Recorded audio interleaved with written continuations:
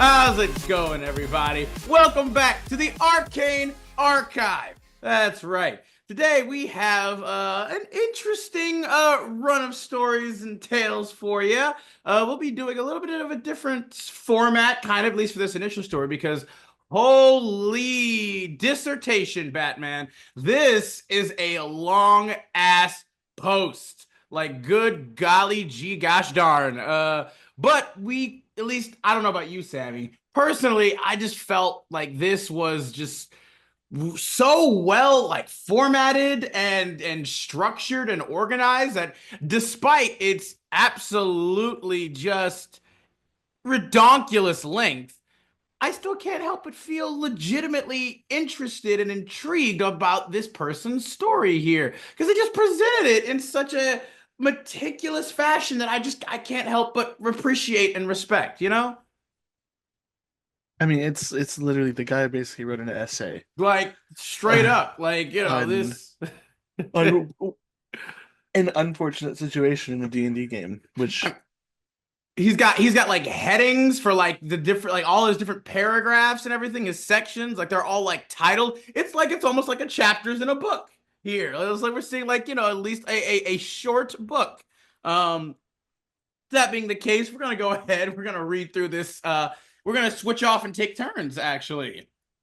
Just the different sections of it. We're going to give our own personal little spin, our own little spicy little flair and flavor to it here or there, keeping it nice and fresh for you guys and ourselves, of course, as well. And depending on how long that ends up taking, we do have maybe a couple of other stories in the works as well. But again, we weren't entirely sure exactly how long it will take us to get through every last little bit of this. But just in case, if we got a little bit of time left, we got a couple of other little stories here that are pretty funny and fun, and like, or at least funny and fun to hate. You guys be the judge of that, and you let us know. But that being the case, of course, as always, before we get started in earnest, please do be sure to like and comment on the video down below right there if you like what we're doing here, if you have some thoughts, and let us know what you guys are thinking about the stories and kind of your own feelings and input. Subscribe and share the channel. We appreciate it immensely. We rely primarily on word of mouth. You really cannot buy that kind of advertisement, honestly, anymore. But as always, we appreciate just, if you tuning in and chilling and hanging with us. And if you're enjoying what we're kind of doing here, because that's why we do it. We do it to, hang out and chill with each other and talk shit about all this stuff. And, we hope that you guys feel the same way. But with that being said and out of the way, let's go ahead and get started for today. This story is titled Player Makes OP Nigh Unkillable Character and Tries to Derail Campaign by Callisto64, labeled Table Flipper. This is labeled extra long, and just in case for all of you who doesn't want to go along for the journey with us, TLDR, GM allowed a player to homebrew a massively overpowered, near unkillable character without enough scrutiny to his work.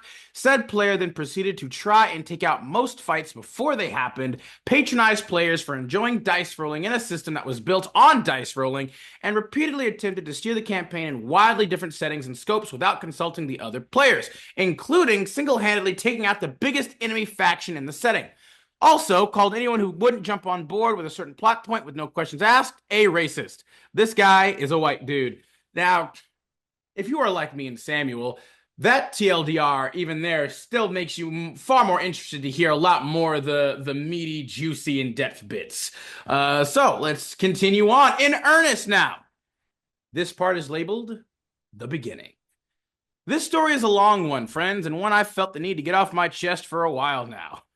Clearly. For those who stick through to the end, thank you. To those who don't, man, I don't blame you. I've divided it into sections to make it easier to read the first paragraph or two and get the gist. This game was set in the Deadlands, hell on earth setting, a futuristic post-apocalyptic fantasy/sci-fi world.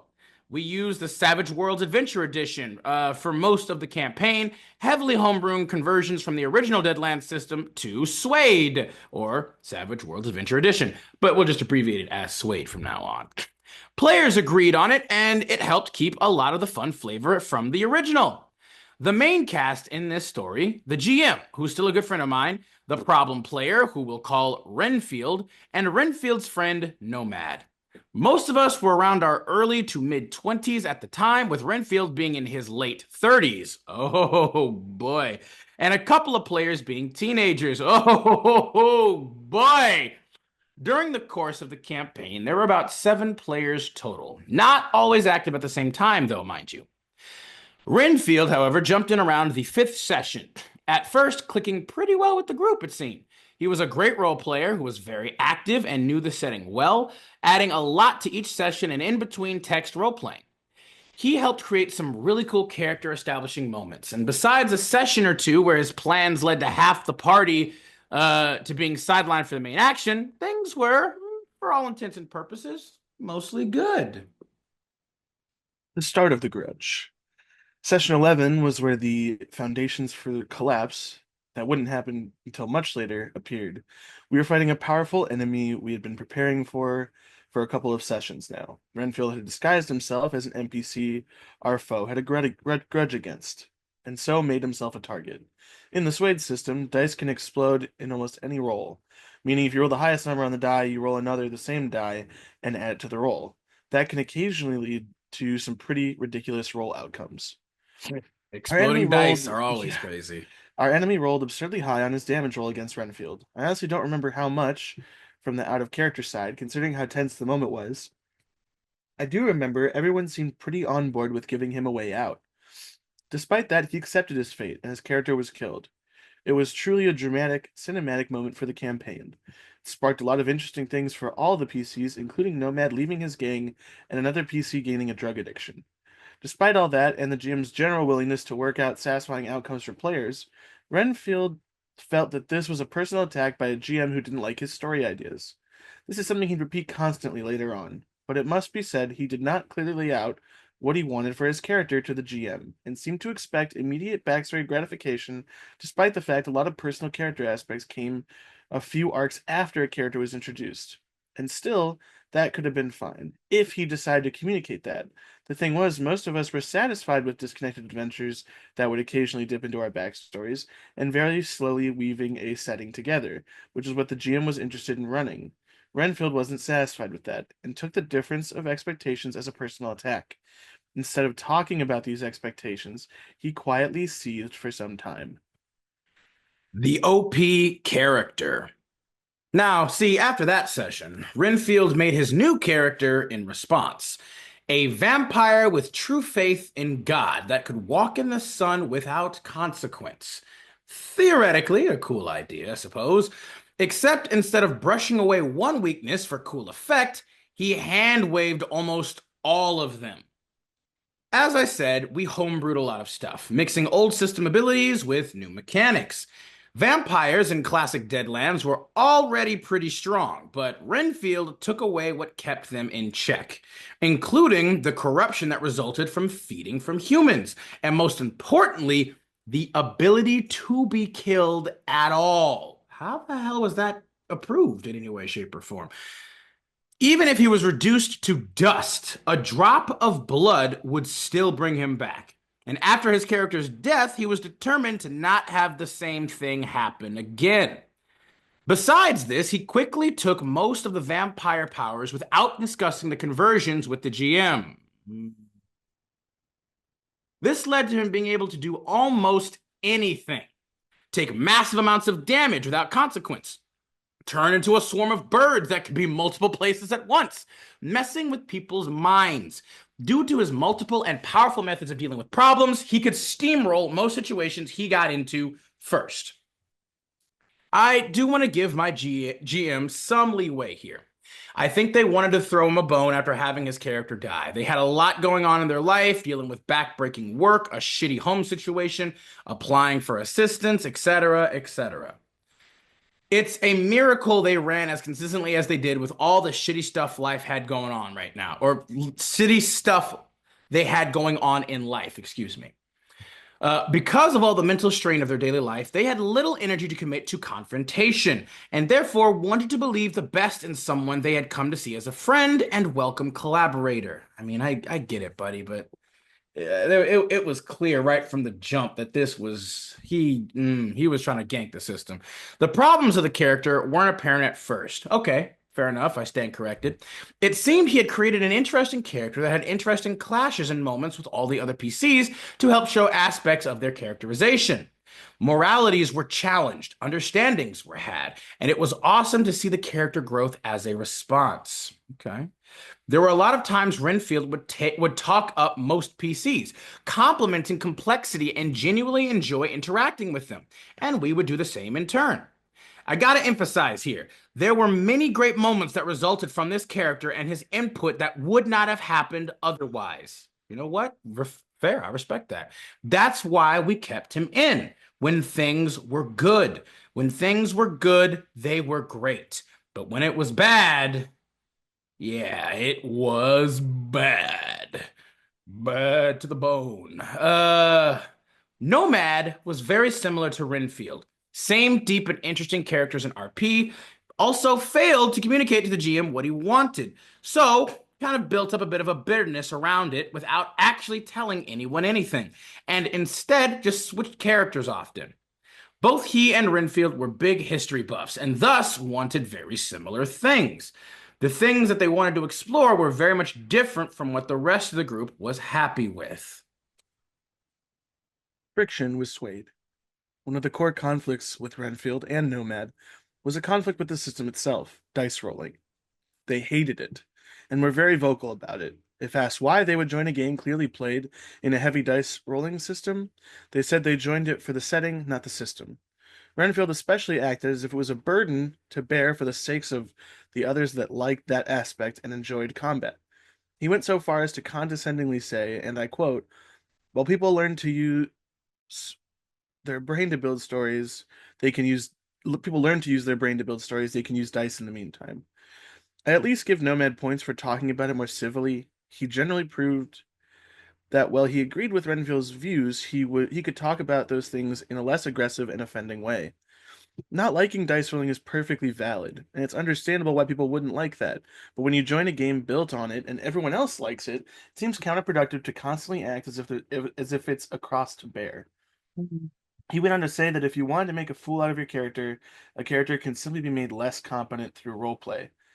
And to tell a story about never failing is a lack of imagination, which is all well and good, except he never failed when he fully took the wheel.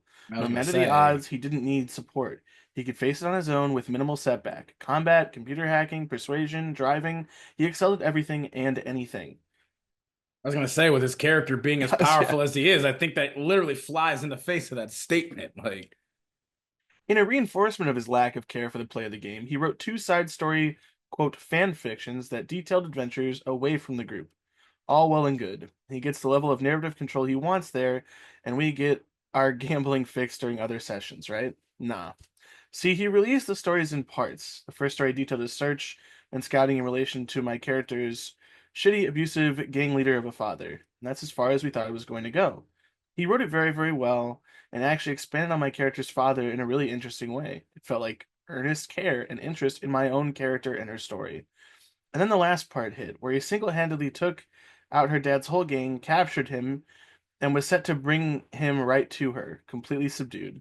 He assumed taking away the build up to a confrontation to her dad and going straight to the final words of conversation was the most interesting aspect. I was not happy in the slightest. And he couldn't comprehend why I didn't care for that. Why spending years of trailing her father and fighting his people and trying to prove she wasn't a scared, weak little girl anymore would be crushed by having a recent acquaintance curb stomp him and his allies with little trouble and handing her the results. The conflict on a level playing field was what was fun for me. While I perhaps should have communicated that more clearly, I didn't believe I'd have to do that to anyone besides the GM, considering the difficulty of handling the gang for any one player. Thankfully, my GM agreed and stopped the story's canon presence for the gang's destruction and his capture. Renfield didn't put up any real fight with it, but never really understood our perspectives. The second one was far more egregious. More than anything, solidified how Renfield and Nomad's expectations for the game and scope were. see, like right off the bat, like It's kind of weird that someone's writing side stories in it. yeah, like right off the bat, it's like that. Like GM, throwing him a bone is one thing, but that's just literal blatant like trying to snatch the game's like narrative capacity from the GM themselves. Like it's like Yeah. that right there would already be highly questionable unless, of course, the GM and the rest of the players, or at least the player in question whose backstory he's like kind of bogarting in on, fully consented and agreed to such a thing. Yeah, if they like Like, worked together to do it, it'd be a whole different scenario, but it doesn't sound like that was the case. and like the whole aspect, the concept of like, yeah, you're joining a tabletop role playing dice game. How are you going to get aggravated by having to roll dice? Like, we've said this before, and we'll probably have to say it a million times again. It's clear he just wants to write a book. Yeah. He did it right there, literally. Like what? I don't get it. I like again. I never understand these people. It's like, do you? Is the whole point, or is the kink here that you want to get off to?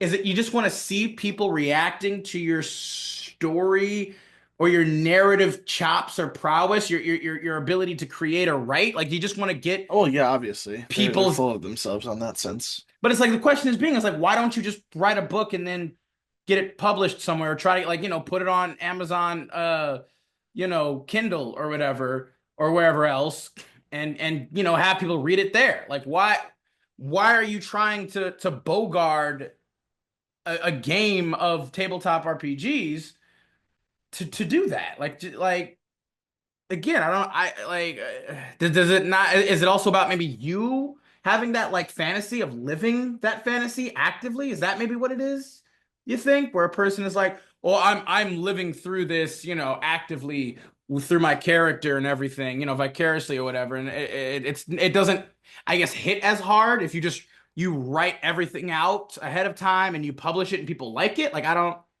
I think also personally, this person thinks they're a better storyteller than the GM, and so wants to impart their character and their stories as opposed to what's actually happening at the table. Because they made comments on like, well, if you want your story to be random and nonsensical, roll dice, or you can use your brain to make a good story.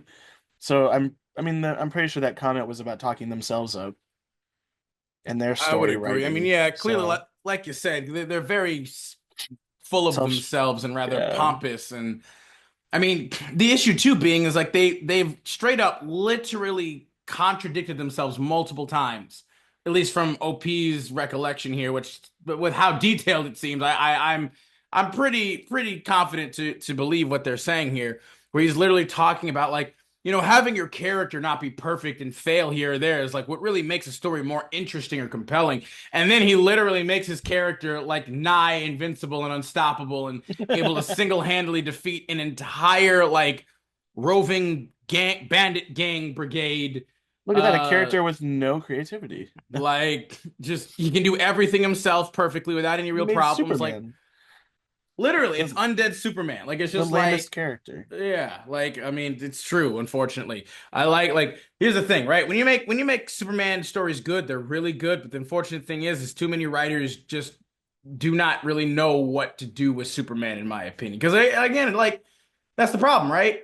When you have a character who literally has every superpower or is like nigh invulnerable, he's got super speed, X-ray vision, heat vision that can destroy just about anything, super strength, he can fly, he can, like, Superman was so OP at one point, he could literally sneeze and destroy galaxies, like, by sneezing. Like, that's just like, again, why should I care? If he can go up to the top of the earth and hear every single thing that happens all throughout the entirety of the earth itself, like, and he can move fast enough to, I guess, turn back time by making the earth rotate in reverse. Like, what are we talking about here?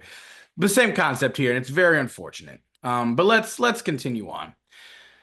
Next section, titled Speed Running the Setting. Oh boy. I have to preface this section with another issue Renfield had.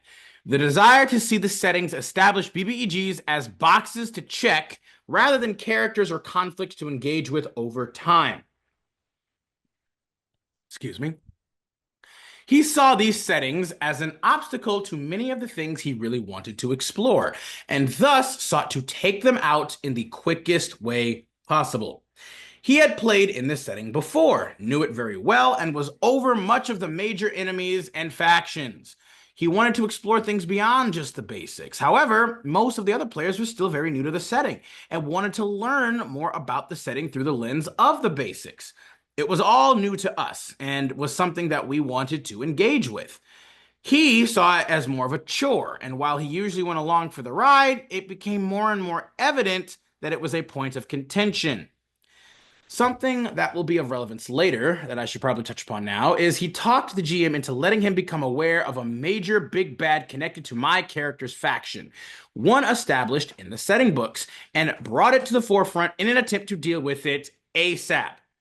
Since we were already taking care of another threat to my faction, it was sort of a whole, two birds, one stone kind of thing. This led to a bit more emphasis on my character's connection with the setting and spotlight at the time. Now, this speedrunning aspect came to a head when he wrote another story that the GM never should have approved. Come on, man. Renfield's character single-handedly destroyed the setting's most prominent and established villain and faction and rebuilt it with him at its head. What are you fucking talking about, dude? What? For those unfamiliar with the setting, I'm talking about the Combine, a massive group made up of the worst people imaginable, backed up by powerful automatons of all flavors and a factory pumping out weapons. They did slaving, raiding, and slaughtering, unequivocally evil, and, well, honestly, were just a massive threat to everything and everyone. Now, I'll be honest, I didn't read this story in depth. I mostly just skimmed it. It was a bit dense for my headspace at the time, so, but it involved getting the leader of the Combine to off himself, time travel, and establishing his character as the creator of the AI that made the Combine, and likely a bunch of other major events of the setting. Does that sound confusing? Because, yeah, it absolutely was. For some reason or another, he had his character go through 3,200 years of history in an off-screen story, no less, and tied himself to major aspects of the setting. We just kind of ended up hand-waving that detail, I guess, because the biggest impact was the death of the BBEG. Because without any of the other players, besides Nomad, who did, I guess, contribute to the story, getting any say in how things went down. So he established and reformed said faction and gained access to all of their resources, which was basically a war machine that had put every other ally on the back foot for years. The big question became, why would someone who could change something so drastically in the setting so quickly need the help of any of our much more, well, above average, but much more setting limited PCs? Why should we try to do anything when one character could solve all the setting's problems so quickly and so easily? We never really figured that out. He never even tried to play it in any sort of interesting or logical way. And then things finally ended before it got too far. I mean, it's already way too far. I mean, it's yeah, like that right there. I don't like how could the GM ever have approved of this right here without there was no gameplay aspect to it. Again, this is literally the single greatest threat in the setting that all of the players' combined efforts are leading up to eventually confront and hopefully defeat. And one player just in a freaking side story, not even through gameplay or anything, just hand waves it away and completely makes it null and void. Yeah, making it all meaningless. Well, let's see. Well, let's keep going. This is inconsistencies and dismissal of player feelings. One of the most frustrating parts of dealing with both Renfield and his character was how he could seemingly flip on certain things he'd said so easily. For example, he'd talk about how his vampire character was, quote, the devil, and it was fair to mistrust him. And then in the next breath, he'd talk about how his character being the most moral one in the room at any given time, which I think he often conflated with his perception of himself. He'd made his character especially to be unkillable after what his first suffered, unsatisfied with what death brought, and yet both in-game and out, he'd berate us, mostly me, since I was the most vocal, about how our characters were too strong even at an individual level, to have anything to fear from the setting. Ugh. It made for what felt to be like some wildly out of touch character interactions when our characters were taking wounds and only negated getting taken out through teamwork. Were we strong as hell for the Swade system? Yeah. Did our GM also use the same homebrew for enemies? Yes. Okay. He'd talk about using creativity and tactics to solve problems rather than dice, but would get confused as to why people wanted to get creative with mechanics. When our Junker, basically a mad scientist archetype, would try and use real world logic or associations to create their machines, or when I would do the same to make points in a separate game, Potions. potion, sorry, he would always question as to why we bothered when we could just sort of magic explain that interest away and move on to what we saw as more interesting. Renfield often seemed resistant to trying to see other people's points of view, seeming to see these preferences in play as simply an undeveloped version of his own. He had decades of TTRPG experience, and we couldn't know any better. Even something as little as enjoying owning physical books of the game we were playing, especially bought secondhand, seemed to confound him since he didn't see it the same way. A lot of this came to a head in our brief venture to another game, whole group the same, just different setting, Deadlands Weird West. Set in the same universe but in the 1800s. We all played different characters. Long story short, after we found where the end boss of the first quest was, Renfield and Nomad decided to scout it out in text RP. While Nomad had at least only intended to get a better idea of the environment and play out his character with Renfield, Renfield intended to take out the threat immediately and without the rest of the group. Both me and another player immediately objected, stating that 4 out of the 6 party members would be sidelined for the last part of the quest and wanted a hand in it. He condescendingly berated us for caring about something that was unrelated to our characters. Personally, and I quote, okay, did a slug kill their parents? If we just burn it or whatever, then we can do something later. Isn't that fighting a giant bug? That isn't fighting a giant bug. We pushed When pushed by another player saying he wanted to study it, he then replied, if that's what his goal is, he can just do it so the rest of us can do it so the Can't rest of he us can, just do it so the rest of us yeah, cannot be not be held held up up by by? it. Yeah. Jesus. He had no concern for the scope of planning by our GM and the rest of our willingness to engage. He saw it as holding up his own story, that frankly he preferred to write himself between him and Nomad, with occasional scenes with other characters. Renfield would often bring up how text RP scenes were stalled because we had to wait for our GM to run fights or NPCs in session, and especially since they had little time and energy to dedicate outside of the session. Renfield felt resentful. It seemed he really just wanted to write a story, maybe with input from a group, but still a simple written story, rather than actually play a game. And he could never seem to just outright say it. Like just I know. The final example here is the interaction that finally tipped my DM over or GM over from seeing Renfield as stressful to manage but a worthwhile player and friend to a self-centered problem. The GM posted art of an android adjacent NPC.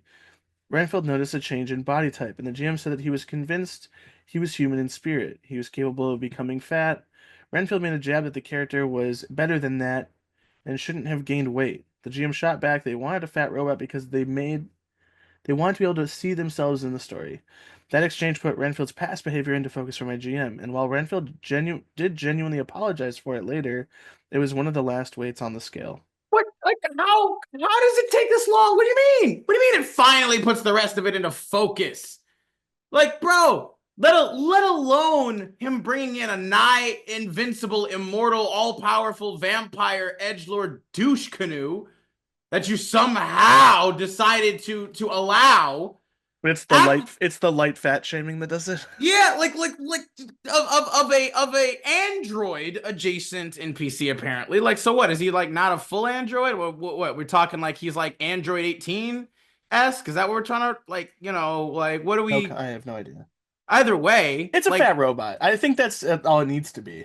and that's There's fine. You got plenty of fat room. I mean, freaking like in the movie Robots, you had all kinds of like bigger, like different shaped and sized robots here or there. That's fine. But like that, how is that the straw that breaks the camel's back for the GM when this guy literally completely destroys and revamps the entire setting of their campaign with the BBEG? Never, okay. Oh God, I don't understand people. I don't understand people saying like this. I feel like shit like this can only happen when an exact perfect, like a clusterfuck of just some of like the most strange, ridiculous, illogical, weird personality traits and mannerisms and behavior patterns somehow, maybe through either the grace of God or maybe the lack of grace of God, find each other. God, it boggles my mind. Let's go. Let's keep going. Next section is titled "The Issue of Scope." So, what did Renfield actually want? Well, something on a much grander scale and with much more political intrigue, and to fix the world in his image. You'll see. While the rest of us were content with scraping out and tending seeds of civilization, Renfield wanted much more. Quite frankly, this sounds like the start of like a literal BBEG origin story, if it technically isn't already his origin story. So, Renfield decided he could just go to hell. Hey, that sounds like a fun, like, yeah, we all, I think, would agree with that, right? Oh, wait, no, not in that way. Okay. Literally, setting appropriate, hell, like literally, on a whim. No powers needed. No drawbacks at all. None. It was just simply part of his character for some reason that he failed to explain.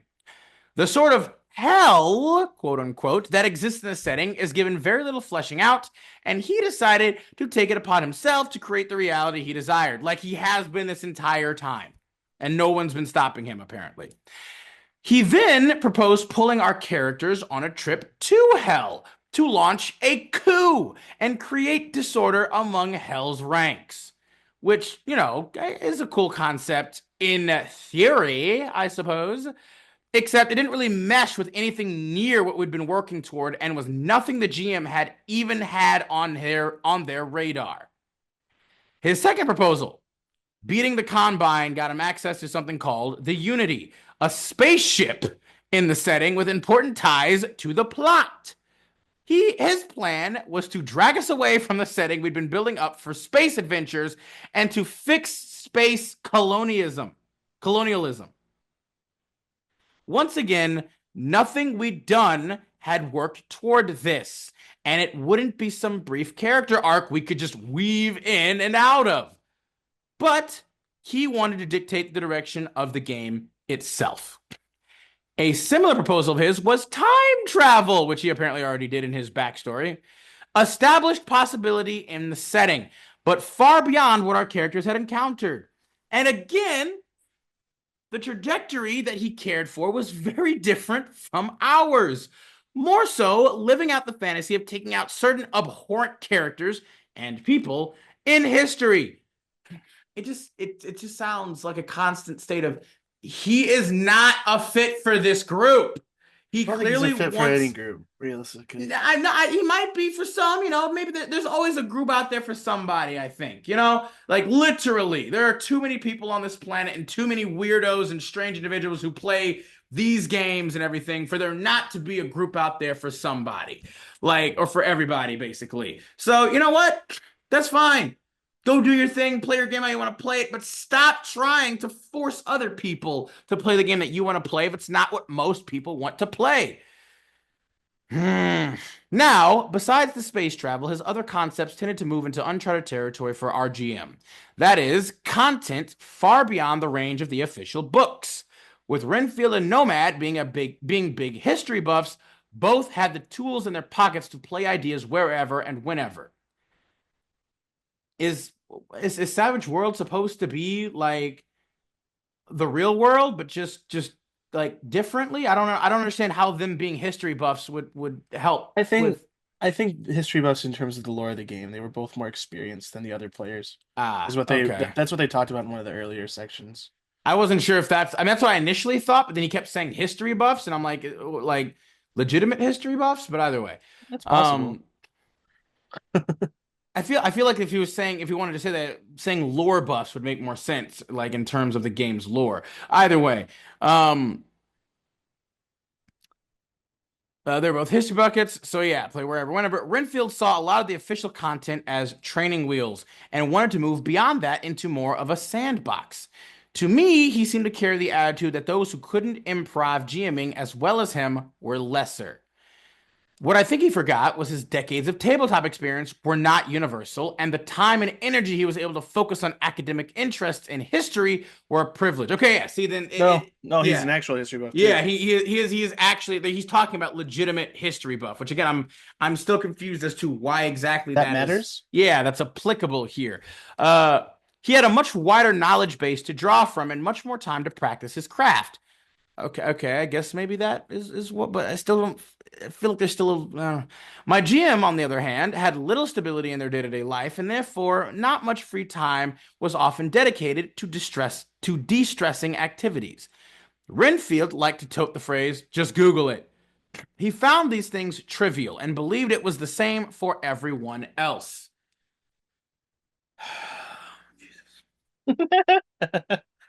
All right. Nail in the coffin. All Is right, if it you made though? it this Please let far, it be so. yeah, if you made it this far, you can see how much stress and irritation we all put up with. Looking back on all this, it's kind of impressive and kind of stupid we all let this play out for so long. So what finally did it?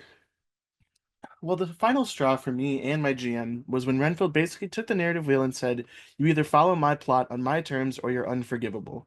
And anyone who didn't follow along exactly as he liked was racist. And yes, as stated in the TLDR, this was a self-proclaimed white dude, both him and Nomad were. Two relevant details. Nomad's current character was a Mexican mercenary that had been killed in a fight with our party and brought back to life as the vessel for an Aztec god, sending him visions of a purpose. This was extremely cool, and unlike Renfield, Nomad knew how to play what could potentially be an overpowered character in a really compelling way without trivializing other PCs. This tipping point occurred during a high stakes political summit involving almost all the major good aligned factions on the continent. All PCs were led into it besides leader of my character's faction, and things were tense due to an attempted assassination attempt on the on all the faction leaders that the PCs prevented. So this was So this meeting. This was Renfield's big moment. He was a big time faction leader now. He had most of the cards, and shit did he want to play them. Session ended before the meeting actually started, and he was revving to go in text RP. Finally, something going in his direction, to his strengths, his motivations. The field was set. And, well, when all the major political leaders are NPCs, you kind of need the GM's participation. And as established before, our GM was going through too much of the time to be available much, especially at any given moment for replies. I'll admit I added to the fire. I hadn't communicated with the GM purely out of idiocy at the time, that my character felt the need to get permission from her leader to speak at such an important political meeting, which created fiction with both Renfield and Nomad kept urging participation and chastising her silence.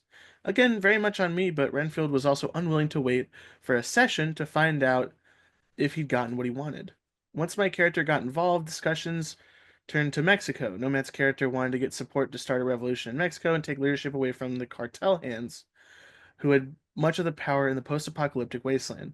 Renfield was ready for a bloody revolution, and when asked why he would move first to that when he was so ready to reform the remains of the Combine, he argued they were worse. Might I say worse than the enemies he had repeatedly called Nazis. He was adamant there was no reforming the cartels, despite doing the same thing with a known, again, cartoonishly evil faction. My character expressed interest in helping Nomad's character, but asked for time to consider before pulling all the forces of the allied factions straight into a war. Despite the Combine's collapse, other enemies remained that were still an obstacle to unifying the wasteland, and logistics of moving large forces in a ruined continent with almost no maintained infrastructure was something that should be planned around. All the pent-up frustration on Renfield's part finally fizzled over. He decided to create his own stakes that he had never been hinted that he'd never hinted at in any way before, making them seem extremely out of place. Without any specific evidence to put forward, even from his own imagination, he stated the cartels were more of a threat to what little we had built than any of the other enemy groups we had on the board. There was no official content on the matter, let alone anything our GM had established. Nomad had expressed interest some time ago on delving into the matter, but our GM generally took time before getting to character backstory, not already baked into the setting, and that gap was only widened by the fact Nomad was on his fifth character. None died, he just usually came back with a different one after moderate hiatuses. Regardless, like I said, I showed great interest in following the lead, at least on an individual party/character front, rather than a let's start an all-out war on a few minutes' notice front. Despite this, in character and out, Renfield decided to take my reluctance to dive headfirst as a reluctance to assist the people of Mexico. Then, in the middle of this massive, important political meeting, before any session that could allow everyone to plan to be together and available, he decided to say that either my character left with him in the next 5 minutes or was a racist, shitty person and would get left behind. Let me remind y'all that the situation my character had come there with her faction leader, who, while Renfield, in character and out, had no love for, had nearly been assassinated. Her job was to protect him, and she saw herself close to him. She had recently reunited with her mother after nearly a decade of believing she was dead, and wouldn't have time to even say goodbye to her. Important political events would happen without her presence. She wouldn't be able to gather her armor or a motorcycle for the trip. She was allowed none of this. There was no established immediate stakes, no imminent slaughter of a village, no marching invasion, no tidal wave ready to hit the coast, simply the same brutal existence already established across the whole setting. And yet Renfield had to set things into motion right that second, or we were allowing some unspecified inhumane cruelty. And he was only ready to take it on as a large-scale war, rather than the actions of a party contributing to an internal revolution. That was going to be on his this was going to be on his terms or nothing. My character said to give her a day, a damn day to figure out her shit and she'd support them. They couldn't even compromise that. Despite Renfield criticizing my wording in DMs about him going to, quote, save Mexico, seeing it in a sort of Eurocentric colonist perspective, or something of the like, when in his own text RP, he phrased their characters heading off to a new world to save. Holy shit. You can't pretend like it's not a Eurocentric idea and then call it the new world. Um, This is this Jesus. is like layers. Again, I I didn't don't realize how long this understand. was.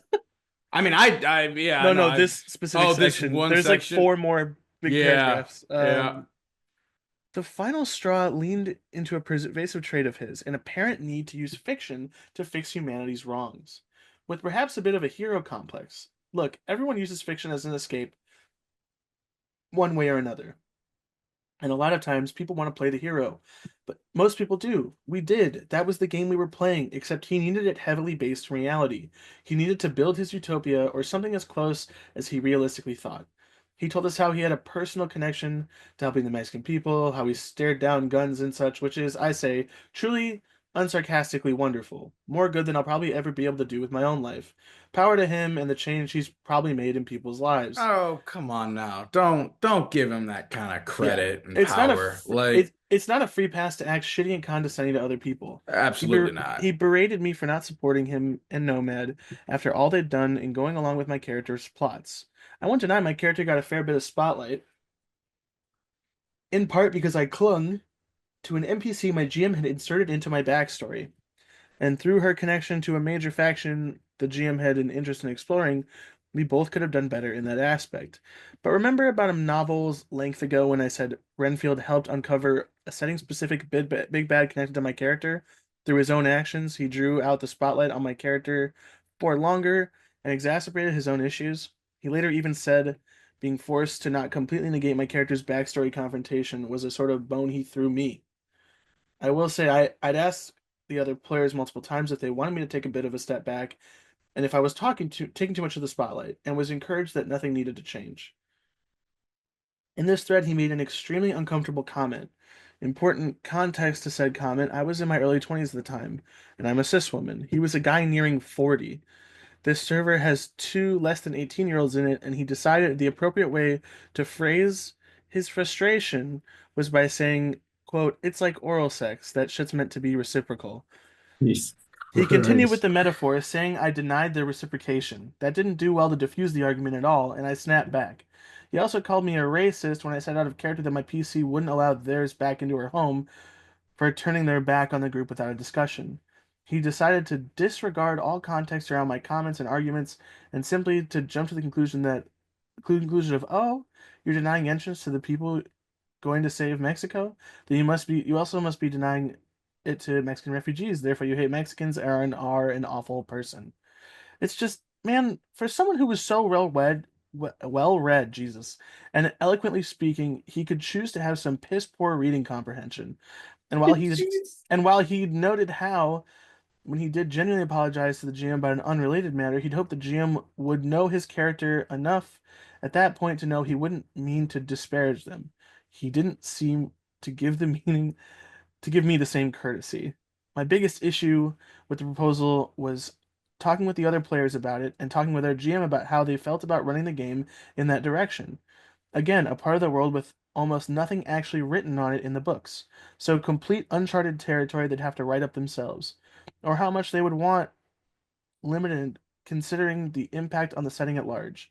And if these two characters up and just fixed another region in what would likely be another short amount of time, it was hard to reconcile the world-changing effects Renfield's character played into with why our PCs would matter at all when they weren't needed for the biggest changes to happen, and I was tired of trying to justify it. Shortly after, our GM finally kicked Renfield from the game. Nomad left shortly after, and the nightmare was over. Jesus Christ. Oh god. There's so many levels to this. Yeah, clearly. I mean, that's why this, I guess, is so damn long. Again, I really do appreciate how in depth OP is going with this, but holy shit, like it's just like this guy is such a self-righteous, like I don't know for sure if it would be narcissistic, maybe, but he's clearly exceedingly self-righteous, and I understand. Here's the thing. I understand some of his motivation in terms of like he wants to make the game as, realistic as possible to create, his utopia. And I like, because here's the thing, I 100% agree and understand that dynamic and idea. And I think I personally, I very much support and would like to do that kind of thing as well in terms of any kind of, uh, like fictional or narrative kind of property or medium, right? In any kind of book or movie, whatever you're writing, like I personally do believe that if you want it to be good, it should help move people, right? It should help elicit some kind of a reaction, whether it be, enjoyment, entertainment, pleasure, whether it helps a person to better under or more easily understand maybe more complex or sophisticated or difficult topics or subjects and things in life. And I think the best way to do that, especially if we're talking about like, people, how people live, right? People always have a lot of trouble and difficulty visualizing or being able to even conceive of how to like maybe live better, make better choices. And so, with this kind of thing, if they love a medium, if they have a personal emotional connection, attachment, investment, showcase maybe how people can start behaving and making better choices in the characters they're emotionally invested in. And to do so, the best way to do that is, make them as relatable as possible, right?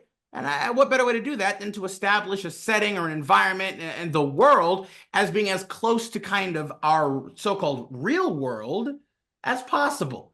Because then you can make those references, you can make those, those similarities and connections. You're like, okay, yeah, wait a minute. So their world's concepts or ideas or ways of processing aren't that much different than mine. So then maybe it can inspire people to start trying to function differently. Like, okay, yeah, I can maybe start doing this as well. So I get it. He's clearly wanting to showcase. He has had an idea of how to make a utopia in real life, I'm sure. And he desperately wants to showcase his capacity and his findings in this world by making it as realistic as possible, therefore being able to prove his thesis or theory on how to make a utopia is truly, effective and viable. Probably to prove it maybe even more so to himself than anyone else, really. But obviously, though, the issue though there being is that regardless of how much you might want to try and prove how truly effective and viable your theoretical utopia could be in the real world by trying to build it in the fictional world, the problem is that this is fiction. It's all imaginary. Everyone else is played by one person. Is played by the GM. So it doesn't matter. And the GM is primarily trying to make it so that this world is much more of a fantasy fulfillment world, where you're heroes, where you have a high likelihood of success, where Yeah. you don't know, like, you know who's in charge, you know who's responsible, you know who has the ultimate power in this world. You all do. You are Yeah. literal all gods at this table. The players are just visiting gods, playing avatars of themselves in the world, and the GM is the overgod creator of this world who is still trying to cater it to the other gods. Like, this isn't, Yeah. again, I get it. I understand where he's coming from. And I know that's also why he's probably taking it as personally as he is. Like, that's why he's saying all this shit about him being like, you don't know what it's like to stand in front of guns and everything to to help people and such and everything like that. And it's like, okay, here's the thing. If you did that, like OP said, good for you. You know what? Sure. If that really happened, if you really did that, good for you. You know what? Your bravery should be commended.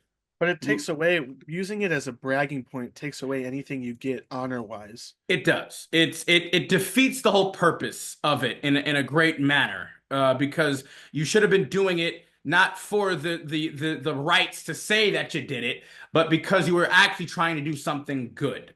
And because you're actually trying to like make a legitimate change, and you were standing in the face of adversity and tyranny and whatever, and injustice and whatever else. But the moment you start trying to utilize it as such, yeah, you lose a lot of the respect and the honor that you would accrue from doing such an act in the first place. And yeah, you know what? I get it. You know, this dude is apparently almost 40 years old at this point. Hell, maybe he's going through a midlife crisis or something right now, and he's just desperately trying to cling on to something in order to make him feel like he has more control over his life. You know, I get it. Again, I get it. We can empathize, we can sympathize. But there is absolutely a point to all of that. There is a point to how dysfunctional, how toxic, and how destructive that you can continuously be in any situation and group that you're a part of. You only get so many, you only get so many, second chances or whatever. You only get so many outs. You only get so many excuses. Before eventually it's like, all right, you know what? Especially if you're almost 40 years old, you need to grow the fuck up. Okay? Life sucks and is hard a lot of the time. It's true. That's just the way it is. But it can also be really amazing and awesome if you do your best to make it that way. And that certainly isn't helping by being an asshole to other people because you don't get life to be exactly the way that you freaking want it to be. No, not in any real life. What's ironic about that, yeah, too, it's like, he's talking about wanting to make life realistic. That's what realistic life is. Yeah, getting kicked in the teeth. And then, getting picked back up, dusted off, kiss on the boo-boo. Then you get, kneed in the balls a bit, you fall, you get back up, like life ain't perfect. Life ain't, gonna cater to your every freaking wish and whim. Like, he should like, even the fact that his character is as busted and ridiculous as it is, that's not life. That's not realistic. You're not playing anything realistically with that character. He's a complete fraud and hypocrite with that alone, because that's not what he wants. I mean, hell, even the concept of a utopia is not realistic. There's no such real thing. Perfection is an illusion. Now, it's an illusion that maybe people should always strive to try to achieve, but only specifically with the understanding that it is unachievable. You should always strive to be your best self, but your best self doesn't mean it's your perfect self, quote unquote. That's not who your best self is, acolytes, okay? Your best self is going to still be flawed, and that's okay. In fact, quite frankly, it might even actually be better, ironically, than being a complete so-called perfect. Because who establishes who's perfect, right? Yeah. What basis is perfection even established on? There is no real basis of it. One person could be considered completely perfect for another person or another person's opinion, while exceedingly flawed in someone else's. Like, it's, Yeah, it's not like an exact science. No, there's too much differing perspectives and variables to account for such a thing. But again, a point being is, so don't be your perfect self. Just strive to always be your best self as much as you can. That's it. Let's keep going. I think, yeah, this is the last one. Final section titled, What Should Have Been.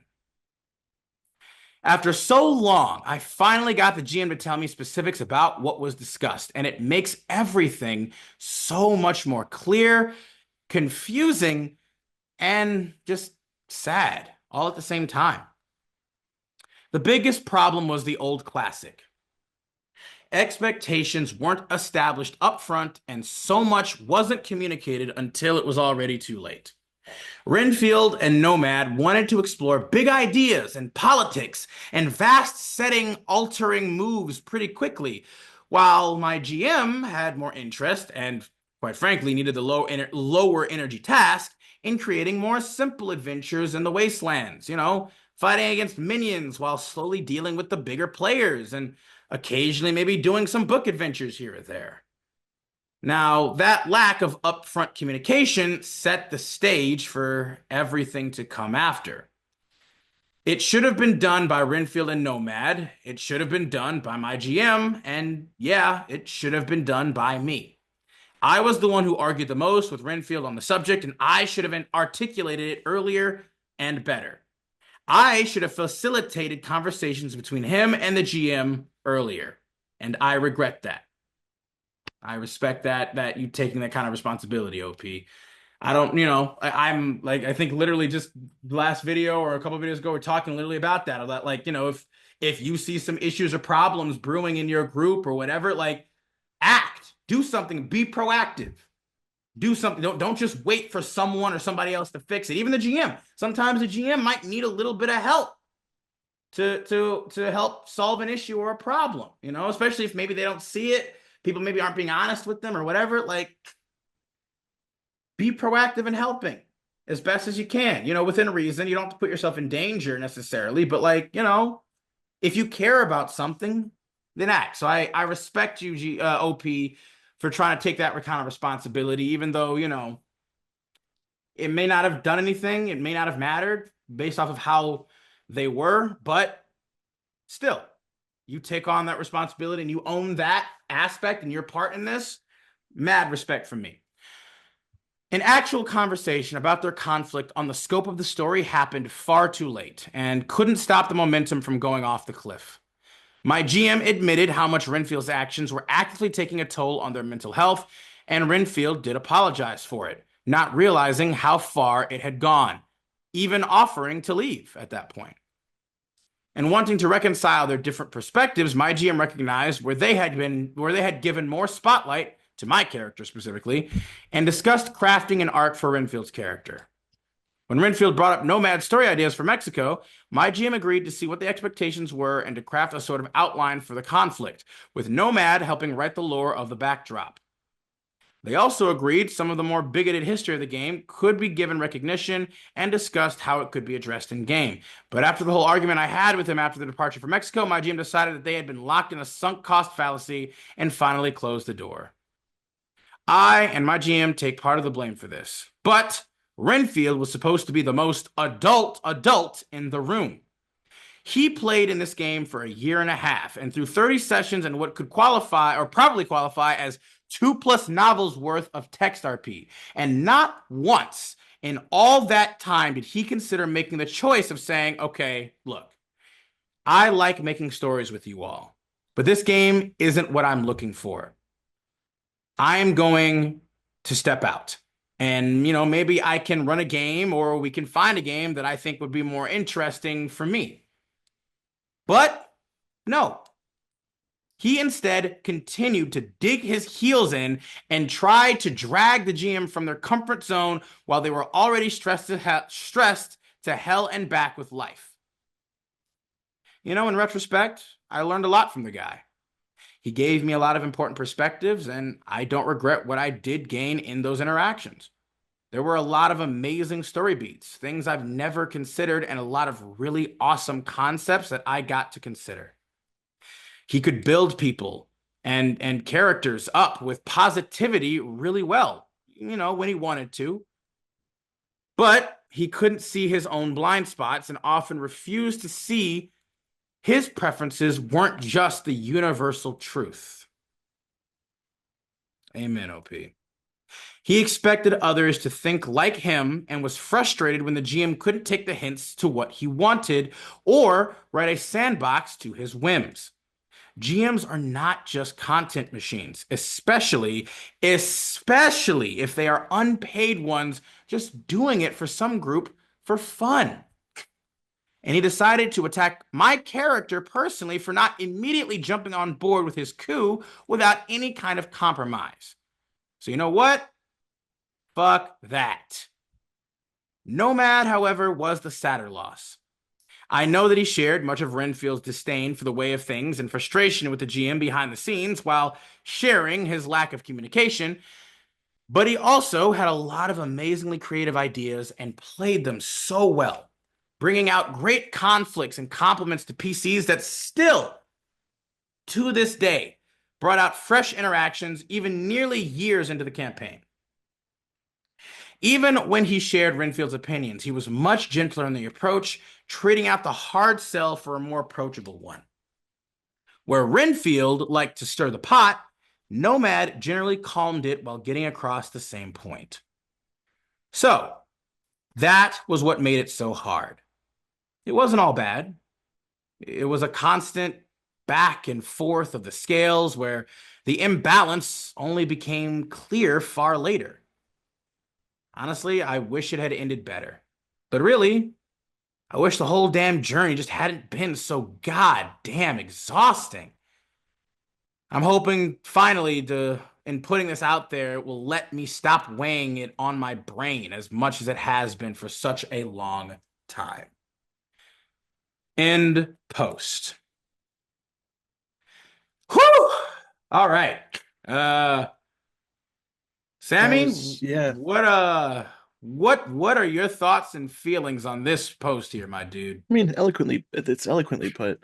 The reality is, some people might look at this situation and be like, well, Renfield should have DM'd his own group instead of playing in some other group. Now I tremble in fear for what anyone playing under that man would experience in a tabletop RPG. This person just wants to write books. They don't want to play a TTRPG. Clearly not. Um, that's okay. There's nothing wrong with that.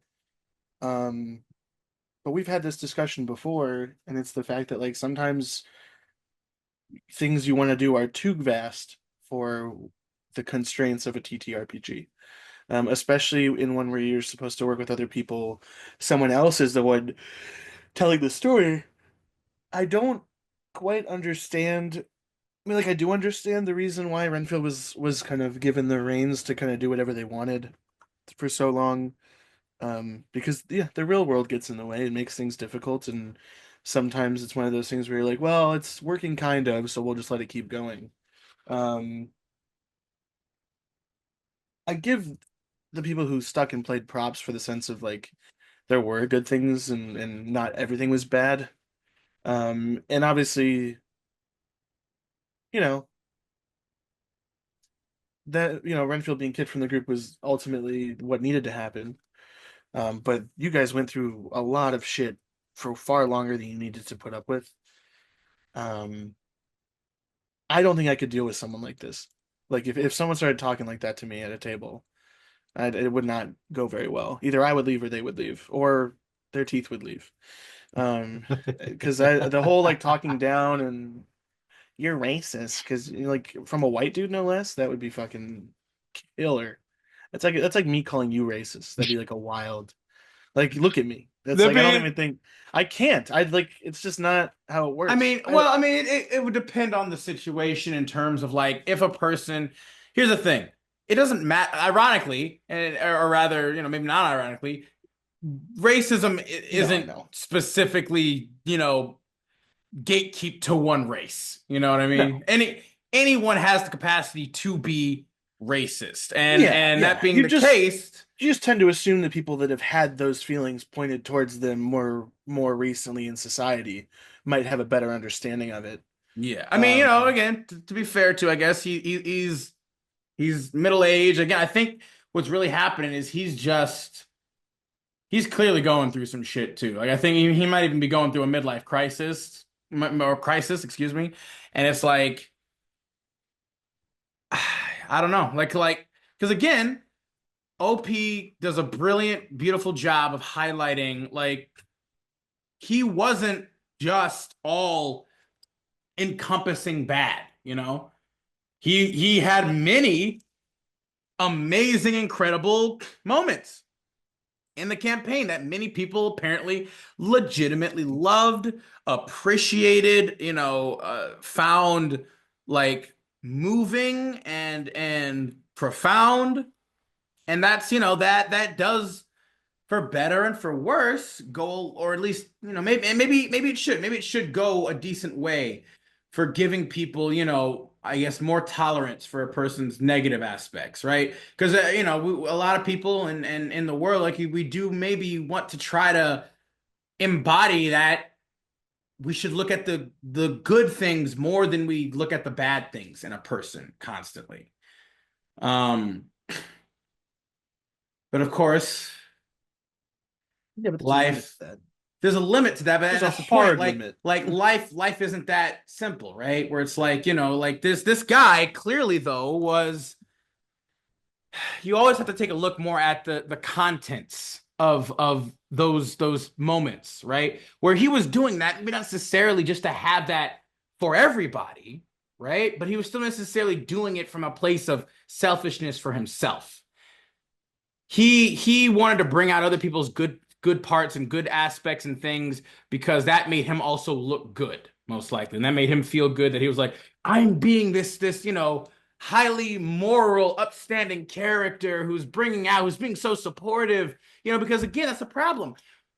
When you say and do stuff like that, but then you immediately contradict it with other actions or words right after, again, it completely calls into question the sincerity and genuineness of what you just did there. Because again, right, at this point in time, everyone knows the things to do to quote unquote look like a good person, right? To make someone feel good or whatever. Yeah, you support them. You're understanding. You are compromising. You're rational. You're reasonable. Like it's not that hard to look like you actually are those things, or at least to initially give off that impression, because everybody just knows the things to do that. What is Yeah. hard though is actually being that way, is living by those things, by embodying those traits truly. That isn't something you can just fake. At least not for long anyway, because eventually your real self, the cracks are gonna start showing through to the realness inside. You can't keep up the facade forever. And for this guy, it's like he just and maybe it's not necessarily like at his core he is just a horrible person. I don't get that vibe. I get the vibe that he is just what he was pretending to be was somebody who was strong enough to like really be okay with not having his way all the time. Like he just again, he clearly was like trying to apologize and da da da da and be understand, but he couldn't get over his own shit. He couldn't. Maybe he is maybe narcissistic. I don't know. I feel like narcissism isn't quite the most accurate depiction here, but he was definitely very self-centered. He was definitely like he seemed to me exceedingly just desperate. He was just like again, his impatience, right? He couldn't even wait like a week or something to continue that whole, summit, the whole leader summit meeting. He immediately needed to get, a resolution to his desires and his things right now, let's go. I need it. And it's like, you Like, just, whoa, man, whoa. you don't want you really don't want to just wait like a week so that the GM can come back. You have all the leaders there. You have all the other players there too to help you. Like you really can't just wait like a week. Like what's wrong? Where's the fire? What is the world gonna end? in a week or something before you like Yeah. what are we doing? Why are you he again it reeked of some just weird like case of desperation, but I just can't figure out why or what. What was he why or rather why was he so desperate to get this release? And I can only assume because just like the GM, something was maybe going on in his real life, personal real life, that he just couldn't handle well at all, and he desperately needed this. This was the only outlet, I guess, maybe that he felt that he had to combat whatever was going on, you know, in his life, in his real life. Yeah, I definitely disagree with you. I think he's a bad person, but that's just me. It's not because he has to be for this for whatever. It's the fact that like the condescending, the belittling of others consistently throughout this Yeah, story that makes me feel like I'm sorry, no matter what your reasoning is, treating someone like that so consistently, you are a piece of shit. And like not I don't just at disagree this that table, he's a dick. that's the activity that you do on a regular basis. If you're doing it that often at a table, you're doing it in your normal life, which means you're an asshole all the time, which makes you a bad person in my book. Potentially. I mean, But I feel like again, we some don't know the people guy, but get, fuck that guy. yeah. I mean, fair. Don't get me wrong. I will not. I will absolutely not debate that or deny that he was an absolute douchebag canoe, douchebag McGee here. Like he was a total jackass, like 100%. But like we know here, like we've said, hurt people, right? This person Yeah. here, but he also, there were also moments where he legitimately did like apologize, right? But then he couldn't just apologize. He had to then like kind of come back again. And again, I don't know if that's because of whatever. Like that's why to me it's like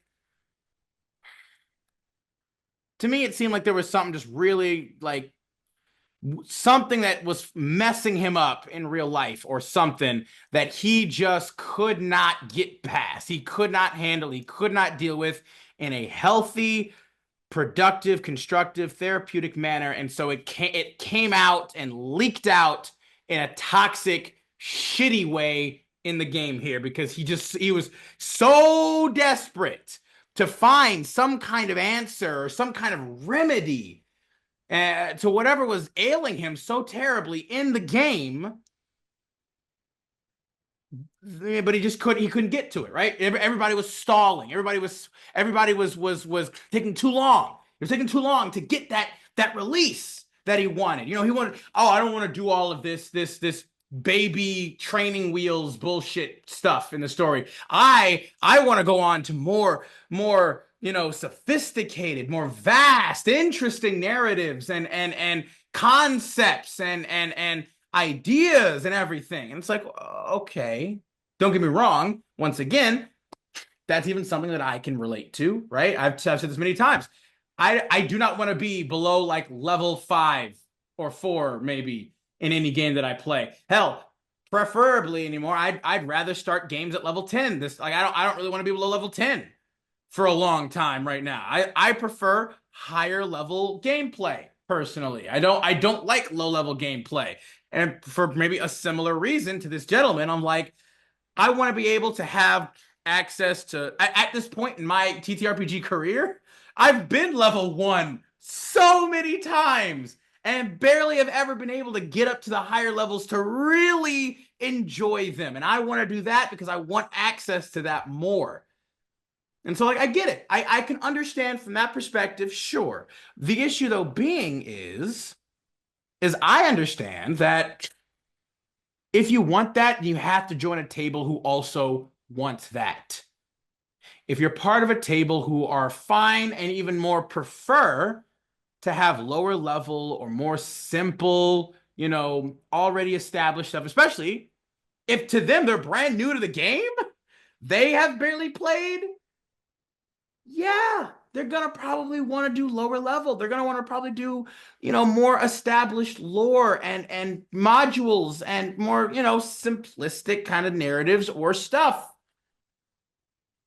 That just Yeah. makes sense. You can't get into a group like that and then expect to just change the entire composition or experience or knowledge or desires of every group person in the group to what you want. Like, what? No, that's not how that works. Find a group who also wants. You already found one. You got Nomad. That's already two people. You get one more person. You could technically run a game if you wanted. One of you guys being the GM. You get two more people. That's three players, one GM. That's a perfect party for that. Like, you had options, but again, I guess maybe he felt like he didn't have the opportunity here.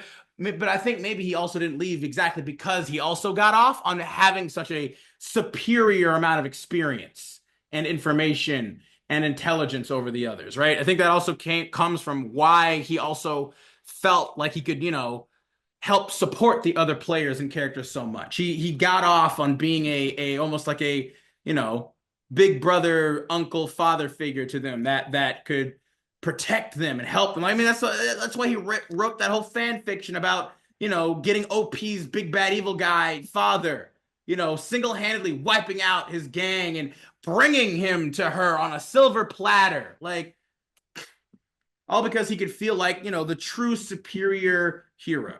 Again, all comes back to just he clearly has a lot of personal issues and insecurities that he just, for some reason, just projectile vomited out onto everybody in this game, which, Yeah.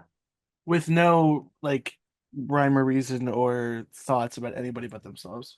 no, not really, not the end of it all. It was just like, it's just, again, I get it. I can understand, or at least, seemingly I can understand and sympathize with a lot of his so-called reasoning that he gave out. But the other issue too being is like OP says, that nobody directly communicated anything really. You have all these feelings. You have all these just roiling and screebly, just uncomfortable, frustrating, aggravating feelings and things, and you don't even try to communicate, of all things. You don't even try to tell the people in question. You just keep pushing on.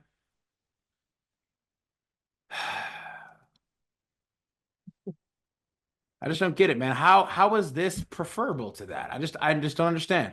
I don't understand how this behavior, these reactions, these feelings, these emotions, how are all these things preferable to just having an honest, open conversation with a person? What's wild to me is you can go through all that and still find the time and energy to write over 6,000 words about it. I I mean, couldn't, well, I don't think I've ever written 6,000 words about anything. Ever. I Or mean, even much less than that. Let's cut it at like 2,000. I don't write. Um, it's I mean, if you're a writer, obviously this, it isn't. It also depending on what kind of a you writer I am know, not, my friend. well, there you go. It depends on the specific vocation of it.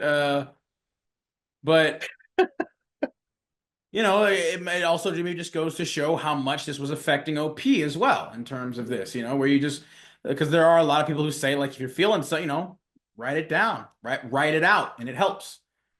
I don't know if that's ever really worked for me personally, because I prefer vocalizing it. Like writing it doesn't necessarily help. Like being vocal is what I do to get shit out. As I'm sure everybody, if you couldn't tell, you know what I mean.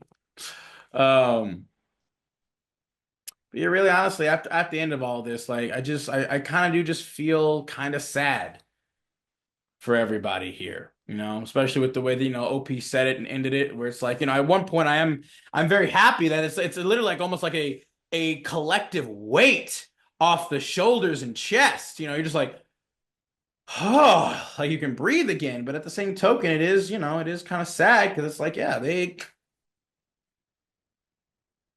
forgetting like Renfield. Renfield's an asshole, but to OP's point, Nomad was at least relatively cool actually, and didn't and wasn't an overt asshole about shit. And they left too, it's just, or I guess the game itself just fully dissolved, I think, actually. Um, I'm seeing people like they're responding in the comments to things. yeah. It's insane. What are some of the comments Just here? like people being like, "Oh, can't read it." It's like, dude, then don't comment. Yeah, I don't know why. Like, it's like impressive link, da da da da da. It's like one dude literally says like, "Oh yeah, I stopped halfway through," and it's like, Cool, okay, thank you for letting us know. yeah, that was very, you contributed greatly to this whole topic here. Okay, again, Yeah, like if again, like I said, if it was like super long and somehow OP didn't manage to like really touch upon anything of actual like depth or worth or anything, that would be one thing. Then you'd be like, this was an absolute fucking waste of time. But this was a beautifully structured, organized, and written out post. This was all very well done, in my opinion. And even with the length, like, it was still good. Like, yeah. 6,291 words. That's that's a lot.